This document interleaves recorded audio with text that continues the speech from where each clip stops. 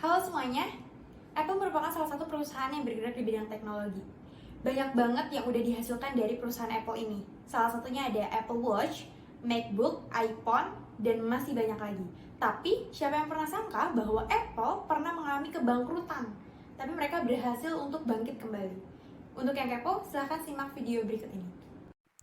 Adakah di antara kalian yang tidak kenal Apple? Produk mereka sekarang menjadi yang terbaik dan paling populer walaupun dijual dengan harga yang mahal. Apple mampu menciptakan perangkat canggih yang inovatif dengan sistemnya sendiri, sehingga dinilai eksklusif bagi para penggunanya. Apple adalah sebuah perusahaan yang bergerak di bidang teknologi modern dengan produk berupa iPhone, MacBook, iPad, iPod, Apple TV, dan Apple Watch. Perusahaan ini didirikan oleh Steve Jobs, Steve Wozniak, dan Ronald Waynaby di California, Amerika Serikat pada tahun 1976. Pada tahun 1977, perusahaan ini dikenal sebagai Apple Computer. Dan pada tahun 2007 mengalami perubahan nama menjadi Apple Inc. Logo Apple telah mengalami beberapa kali perubahan sejak didirikan, hingga bertahan dengan logonya yang sekarang sejak tahun 2013. Dari grafik ini, dapat terlihat bahwa semua perusahaan teknologi modern saling bersaing untuk menempati peringkat pertama, dan Apple hanya ada di peringkat keempat, yang berkisar dengan 7%. Jauh berbeda dengan peringkat pertama, yaitu 24,1% yang dipegang oleh Lenovo. Nah, hal inilah yang menjadi ancaman bagi perusahaan Apple. Analisis SWOT perusahaan Apple. 1. Strength atau kekuatan.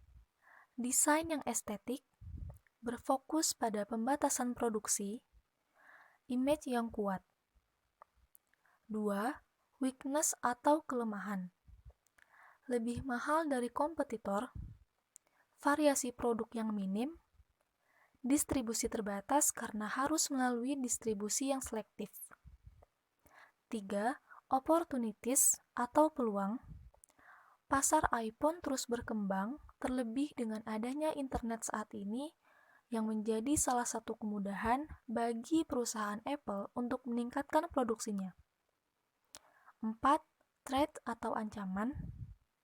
Perusahaan Apple memiliki banyak kompetitor seperti Lenovo, Microsoft, HP Inc., Samsung, Dell, dan lain-lain. Namun, siapa sangka perusahaan ini pernah hampir bangkrut loh. Penyebabnya, 1. Adanya perselisihan atau perbedaan visi dan misi dengan John Sculley yang menjabat sebagai CEO Apple. 2. Pada bulan Mei 1985, Steve Jobs didepak karena dianggap tidak mampu menjual Macintosh sesuai harapan. 3. Steve Jobs sebagai salah satu founder Apple merasa pesimis dengan daya saing Apple sehingga memutuskan menjual semua saham miliknya kecuali saham Apple asli pada 17 September 1985. 4. Produk Apple mengalami kegagalan di pasaran sejak dirilisnya Windows 85 oleh Microsoft pada November 1985. Steve Jobs yang sudah hengkang dari Apple kemudian bersama 5 pegawai senior lainnya mendirikan Next, dan pada tahun 1986, Steve Jobs membeli The Graphic Group dari Lucasfilm Computer Graphic Division. Lalu, bagaimana perusahaan Apple bisa bangkit lagi? Ada beberapa alasan. 1. Pada tahun 1996,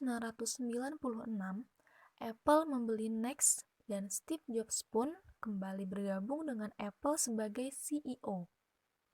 2. Langkah awal yang dilakukan Steve Jobs dan Steve Wozniak untuk menyelamatkan Apple, yaitu dengan mengintegrasikan sistem operasi macOS dengan Unix-based Next Step. 3. Merilis iMac.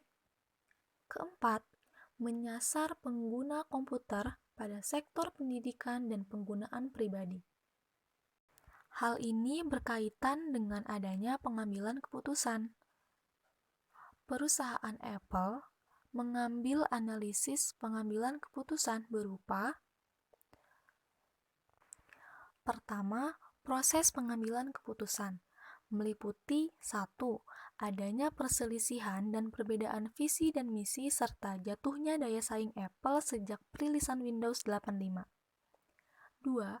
Pemecatan Steve Jobs. 3. Pendirian Next Inc. oleh Steve Jobs. 4. Pembelian Next oleh Apple dan perekrutan kembali Steve Jobs sebagai CEO. 5. Integrasi sistem operasi macOS dengan Unix-based Next Steps. 6. Merilis iMac dengan menyasar pengguna komputer pada sektor pendidikan dan penggunaan pribadi. 6. Apple mampu bangkit dan bersaing dengan perusahaan teknologi lain. Kedua, perspektif dalam pembuatan keputusan.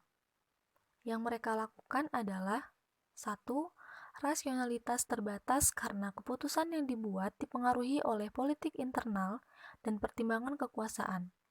Saat John Sculley yang menjabat sebagai CEO Apple berselisih visi dan misi dengan Steve Jobs, sehingga memutuskan untuk mendepak Steve Jobs dari Apple. 2. Peran intuisi sebab keputusan berdasarkan pengalaman, perasaan, dan penilaian yang terakumulasi saat John Sculley dipengaruhi perasaannya dalam ketidaknyamanan perbedaan visi dan misi dengan Steve Jobs yang saat itu juga merasa pesimis terhadap daya saing Apple. 3. Peran manajemen berbasis bukti, sebab salah satu alasan John Sculley mendepak Steve Jobs adalah kegagalannya menjual Macintosh. Ketiga, tipe-tipe keputusan. Tipe keputusan yang terjadi adalah permasalahan yang tidak terstruktur dan keputusan yang tidak terprogram. Seperti 1. Sebab masalah kegagalan Apple bersaing di pasar sejak rilisnya Windows 85 yang bersifat baru atau tidak biasa, sehingga membutuhkan solusi khusus. 2. Keputusan tidak terprogram yang awalnya dengan cara mendepak Steve Jobs berganti menjadi merekrut kembali dan mengangkat Steve Jobs menjadi CEO. Keempat, kondisi pengambilan keputusan. Pada saat itu, perusahaan Apple sedang dalam kondisi 1. Ketidakpastian. Mereka tidak memiliki perkiraan kemungkinan yang pasti atau masuk akal. Apakah mereka mampu kembali bangkit dan bersaing? 2. Beresiko. Mereka hanya memperkirakan kemungkinan hasil tertentu dari pilihan alternatif keputusan tertentu. Dan mereka beranggapan bahwa mereka mampu kembali bangkit setelah mendepak Steve Jobs. Kelima, gaya dan tipe pengambilan keputusan. Gaya pengambilan keputusan oleh perusahaan Apple yaitu cara berpikir cukup rasional dan logis dengan toleransi rendah saat mendepak Steve Jobs, dan cara berpikir rasional, logis, dan intuitif dengan toleransi tinggi saat merekrut Steve Jobs dan menjadikannya CEO. Tipe pengambilan keputusan yang terjadi adalah: 1. Mengarahkan. Mereka menggunakan informasi minimal dan mempertimbangkan sedikit alternatif. 2. Analitis. Mereka membuat keputusan dengan hati-hati pada situasi yang unik. Keenam, bias dan kekeliruan pengambilan keputusan. 1. Terlalu percaya diri. Mereka menganggap bahwa mereka mampu menangani masalahnya sendiri. 2. Persepsi selektif atau persepsi bias. Adanya ketidaksepemahaman visi dan misi antara John Sculley dan Steve Jobs. 3. Efek berlabuh. Mereka hanya mengandalkan informasi awal saat Steve Jobs mengalami kegagalan saat menjual Macintosh.